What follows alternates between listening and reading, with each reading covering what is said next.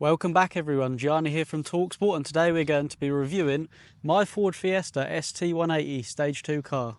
Enjoy. Welcome to Torque Sport.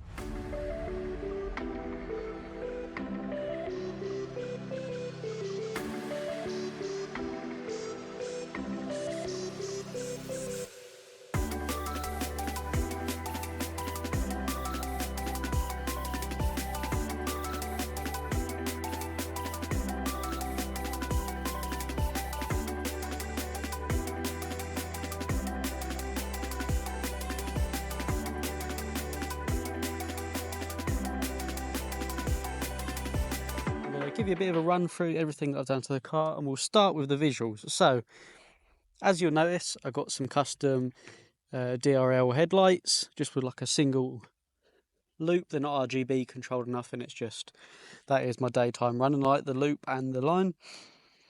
And then I've got TRC lower chin lip and splitter that I've almost just ripped off parking up here, but we don't worry about that. Standard honeycomb grille, and I guess you could kind of call this visual, but it obviously has some effect as well.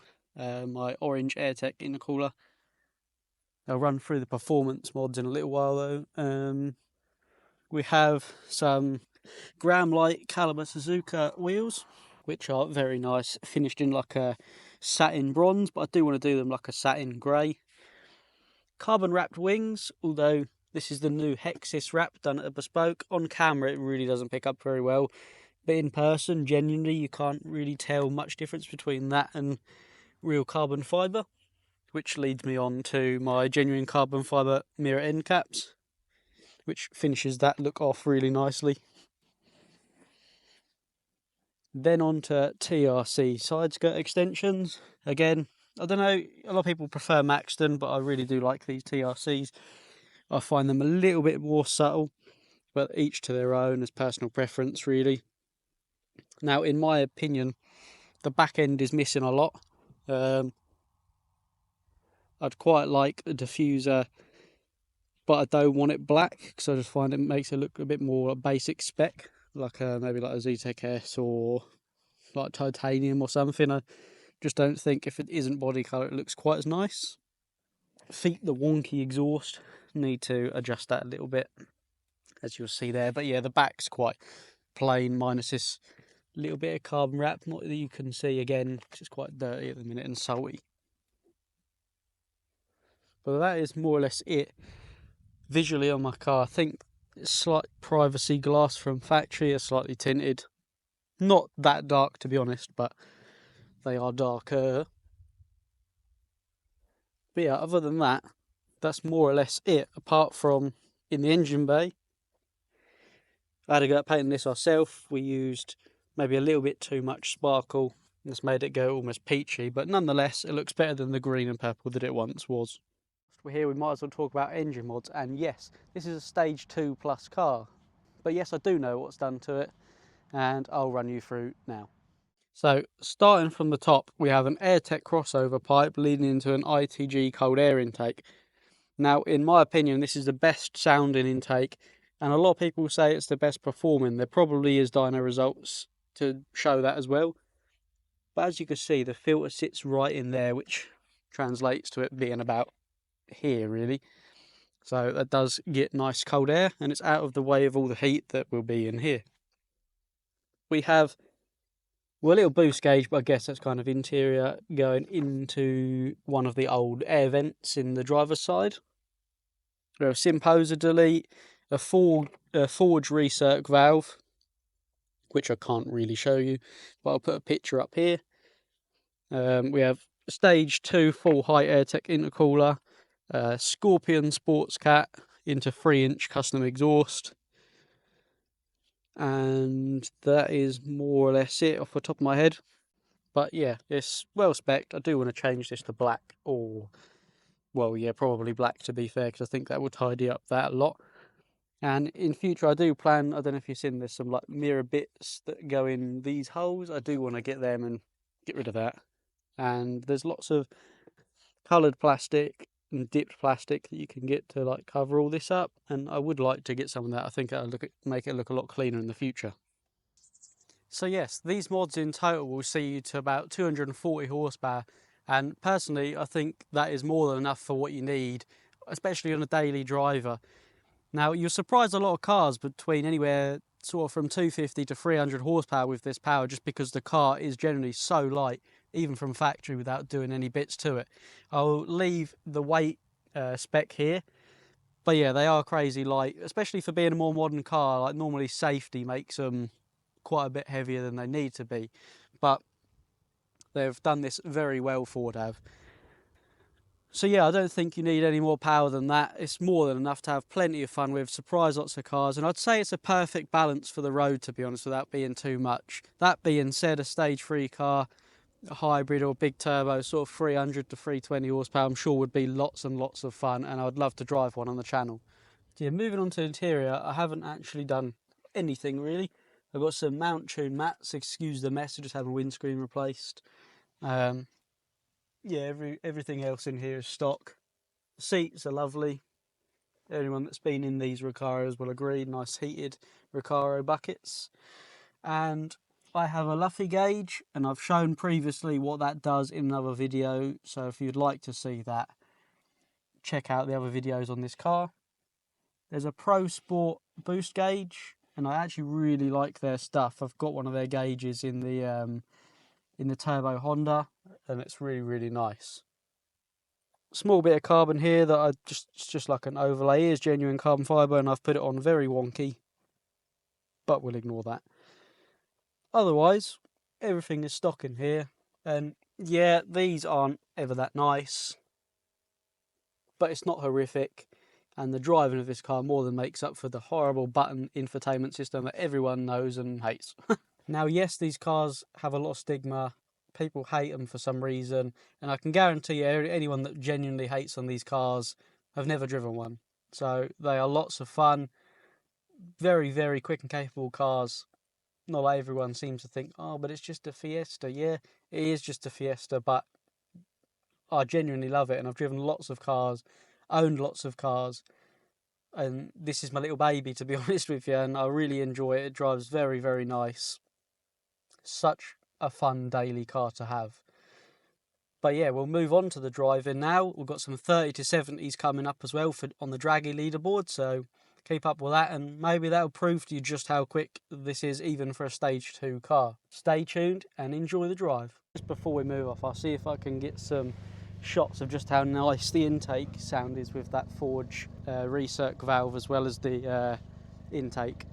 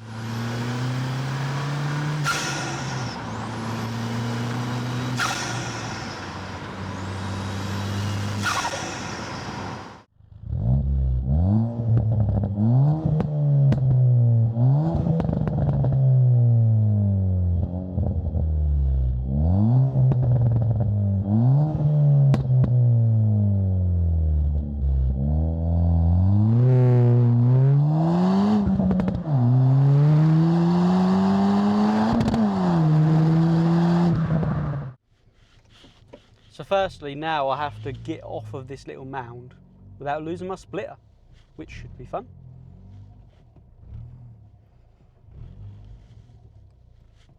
Nice, we didn't lose it.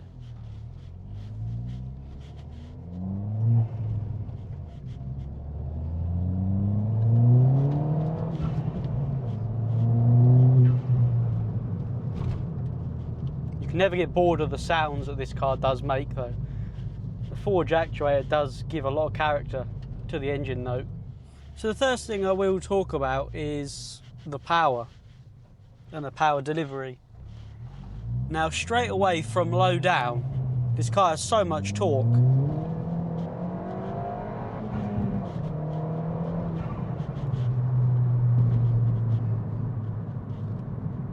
So obviously you can't tell how quickly that accelerates, but trust me, I can feel it. And the 30 to 70 times coming up in the video will justify me saying that. Now, if you've seen any of these being tuned, or you've got one and you've seen one tuned, you'll know they actually make quite a lot of torque. Now I believe this makes just shy of under 400 Newton meters, which for a little 1.6 turbocharged engine is mad. Now, I have to say, I've only driven one standard on a test drive for my partner to buy one before, and don't get me wrong, it did very much feel lacking of power. Now, it still weren't terribly slow, you know, they overboost to 200 horsepower standard, but they just need that little bit more, and I feel like a stage 2 package is bang on perfect for what this car needs to give you in terms of power.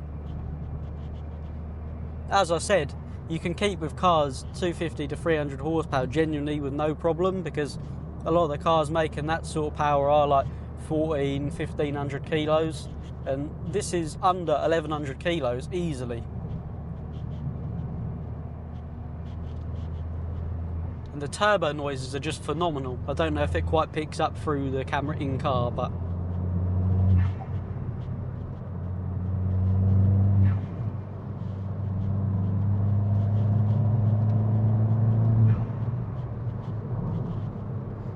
handling as well, moving on to the handling, is on point.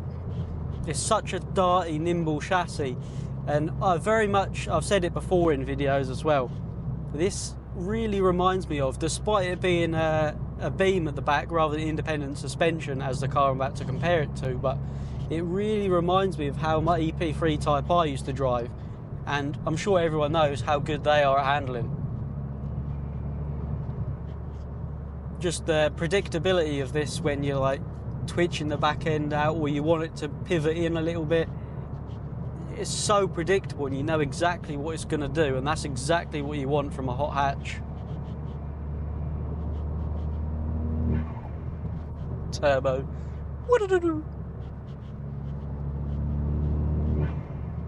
Do a little second gear pull here.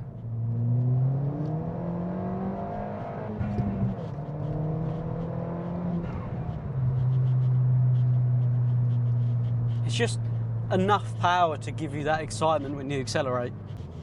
And diving in a little bit more to the suspension, I completely forgot when I was telling you the specs that this is on an IBAC Pro spring kit, and I've used that spring kit on a couple cars before, and they are unreal. They give you such a nice balance between like a really stable, stiff car, but also being very roadworthy. So it's not really crashy, similar to how I described Ollie's S2000 in the last car review I done. And I actually said that they're quite similar in terms of suspension feel. Now, it's firm, don't get me wrong, like you do bounce a little bit, but it really absorbs the bumps as well. It's not uncomfortable in the slightest, which really does surprise me, because this will quite happily cock a wheel up round some tight bends, or even like when you park on a slight like verge as such, the back end will lift up, tripoding. But you need such little steering input to really chuck this around. Like you barely have to turn at all. It's very, very sharp. I have to say, from standard, these are very tall as well, so visually as well, a spring kit is probably needed if that's something that you like. As per most of my car reviews, I will describe the MPGs. Now again, if you don't care, skip a couple minutes. But for those of you that do care, and you're perhaps looking at one of these for your daily driver, they are unreal on fuel. Now, when I was looking to buy one, everyone was like, oh yeah, maybe 28 to 35 on the daily. Now, currently, and this has been over half a tank of fuel, and I have a little bit of fun in it, don't get me wrong. I don't just drive like a granddad everywhere.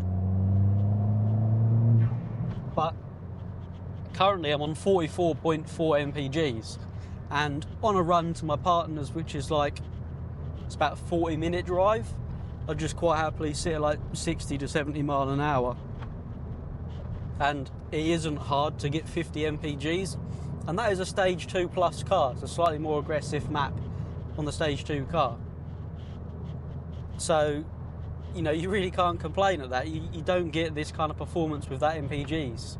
The only other car that I've had or driven that is something similar is the F56 Cooper S's. They are unreal on fuel as well, but I must say I genuinely think this is even a smidge better than that.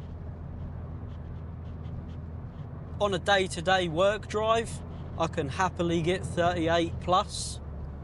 The lowest I've generally ever seen this is like 28, and that's when I was kicking its head in. When it first got tuned and I got these new parts and it was making all the right noises that you have to get your lead foot out for. Practicality, if you're a family man or woman, then yeah, probably would be more ideal if you had the 5-door one, although they are very rare. Gareth at Stealthworks, he has a 5-door and it's very, very smart. Now a lot of 5-doors look horrible, like you can really tell they've just added an extra set of doors in on a small hatchback and it just doesn't look right, but it doesn't really change the shape of the car at all, which is nice. So if you can get one of them and it's more ideal for you, I think that'd be perfect. But boot space and rear space, even in the 3-door, is quite a lot, but I imagine if you have like a young kid, it could be a pain in the bum keep moving these seats, especially as a common problem is that the latches that fold the seats over do break. But in terms of living this car every day, no issues whatsoever. Parts are cheap, it's cheap to run. Tuning them, if you want a little bit extra out of it, isn't that expensive, to be honest with you, as far as expensive car parts go. It's just a perfect all-round car for me. Like, I think I would genuinely struggle to find something better. I wouldn't have a clue. Normally I'm someone that will look at the next car 5 minutes after buying the car they've just bought. But I genuinely cannot think of anything that I would replace this with. There's nothing that comes even close to comparing to this for a perfect all-round car, in my opinion. These generally, when you do like loud exhausts or res deletes and different off-the-shelf exhausts, they can sound quite raspy. But again, I don't know how well it transfers over the mic, but it's not a raspy noise and it's really quite deep. And I haven't really heard one that sounds exactly like this, to be fair.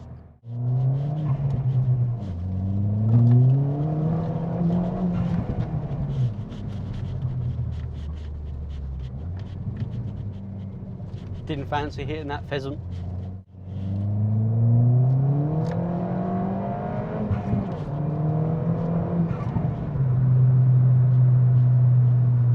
Another feature this car does have, although I don't do it very often for the sake of the poor old clutch, but is flat foot shifting.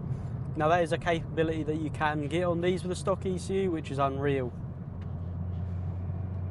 And also the TRS map enables brake boosting as well.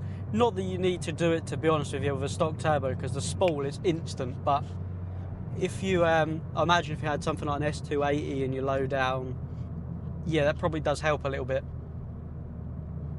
But yeah, the car speaks for itself. I don't have to do too much more talking. I think that is about all that I need to say about this car. But yeah, it's unreal. If you think about getting one, just drive it. I would strongly recommend considering the fact that you can get a little bit more power out of it if the stock power is not enough for you, which I suspect it probably isn't, because as I said, they are a little lackluster in power, and a few bolt-ons and even a stage 1 tune, like just small air tech intercooler intake and exhaust or something like that, you know, that'll probably see you 230, 235 horsepower anyway. So yeah, on to 30 to 70s, guys. So guys, we're just about to do some 30 to 70s in the Fiesta now. We'll see what it can get. I'm pretty sure before, in previous testing, I've done 4.88, but we'll see what it is today. I think it was over boosting a little bit then, so it probably won't be quite as quick. But we'll see. Ready? Here we go.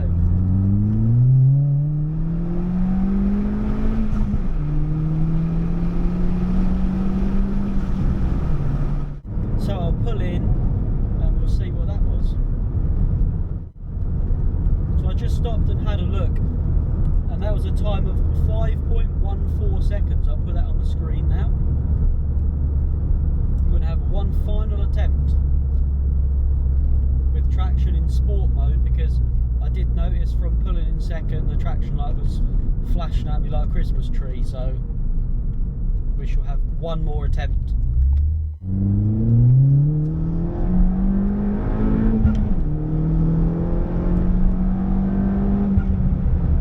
We'll see what time that was. It felt pretty good. A little bit less restricted by the traction. So we're back on the road after checking that time. That was a 4.90. So not far off my best. So we'll leave it at that, guys. I'll put the leaderboard and the photo of the dragy time here now. So as you can see, the Fiesta ST Stage 2 car manages a 4.90 30 to 70 time, which is pretty impressive. Obviously shows that low down peak torque really does help in that test. Now, as you can see, that puts us in second position with the Fiesta ST, which is mad, and it's only just behind Kieran's Megane, but obviously that has quite a bit more power, but also a lot more weight. What a result for the Fiesta. Before we end and conclude the video, I'd also like to say a massive thank you to all of you. We're nearly at 200 subs. Thanks for the support on TikTok and YouTube, etc. It's all going all right.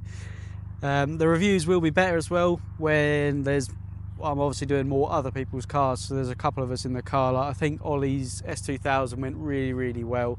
So yeah, looking forward to the next ones. So guys, that is all for this video. Thanks a lot for watching. Leave a like, comment anything you'd like to see down below. Don't forget to subscribe for more, and yeah, just let me know anything you want to see or improve on in these reviews, any other things that I should be doing that I am not, or things you just want to see more of. I'm going to be upgrading my equipment a little bit more soon. Maybe get another camera so I can get more views without taking so much extra time of filming and the hassle of having to nail the car around loads to get some more views for you. But yeah, I hope you enjoyed, and yeah, those 30 to 70 times really surprised me compared to some of the cars we've reviewed. Yeah, until the next one, bye for now.